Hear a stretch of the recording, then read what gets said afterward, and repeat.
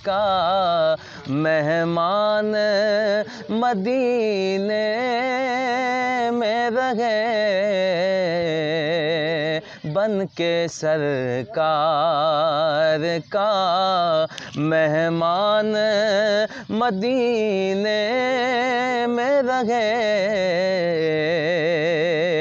याद आती है मुझे अहले मदीना की वो बात,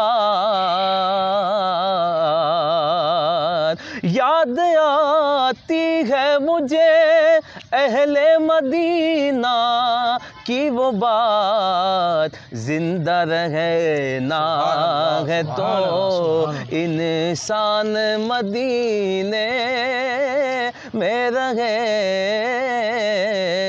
जिंदा रहना है तो इंसान मदीने में रहे। यूं अदा करते हैं उशाक अहले मोहब्बत की नमाज, सजदा काबे में हो और ध्यान मदीने में रहे, सजदा काबे में हो और ध्यान मदीने में रहे। मुझ खताकार सा इंसान मदीने में रहे।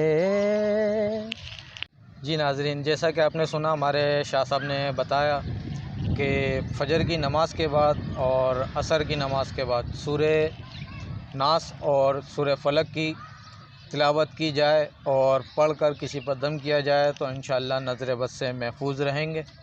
इंशाअल्लाह दूसरे सवाल की तरफ बढ़ते हैं। अल्लामा साहब, हमारे पास दूसरा सवाल है कि घरेलू झगड़े, घर में नाचाकियाँ वगैरह हो जाती हैं, इस हवाले से कुछ हमारी रहनुमाई फरमाएं।